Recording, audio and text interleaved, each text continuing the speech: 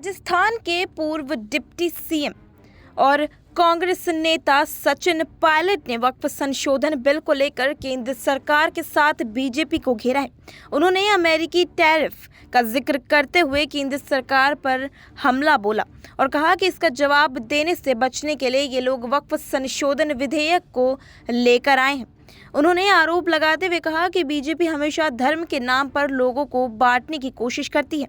जब उनसे पूछा गया कि वक्फ बिल को लेकर विपक्षी पार्टियों के नेताओं में काफी आक्रोश है तो आप क्या कहेंगे, इस पर कांग्रेस नेता सचिन पायलट ने कहा कि आप टाइमिंग देखिए, मणिपुर में राष्ट्रपति शासन लगना है या ये बोले कि लगाना है, वो संसद में रात के 2 बजे लाया गया जब अमेरिका ने एक तरह से भाजपा के ऊपर आर्थिक आक्रमण कर दिया, इतना अधिक टैरिफ लगा दिया कि हमारे उद्योग एक्सपोर्ट की जो ताकत थी वो तक कमज़ोर कर दी गई। उन्होंने आगे कहा कि जिस राष्ट्रपति को पीएम मोदी खींच कर गले लगाते थे उसका पुरस्कार यह मिला कि इस भयंकर टैरिफ से भारत की अर्थव्यवस्था चरमरा सकती है, लाखों नहीं करोड़ों लोगों के रोजगार जा सकते हैं।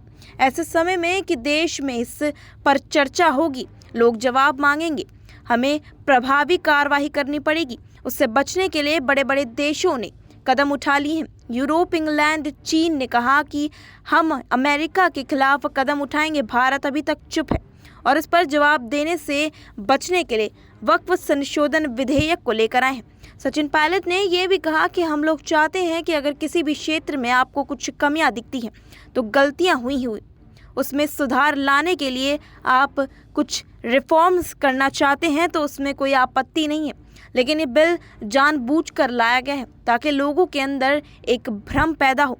उन्होंने कहा कि बीजेपी हमेशा धर्म के नाम पर बंटवारा करने की कोशिश करती है। जिस मंशा से ये बिल लेकर आए हैं उस पर बहुत बड़े सवाल उठते हैं। मुझे लगता है कि बीजेपी जानबूझकर द्वेष पैदा करने का काम कर रही है।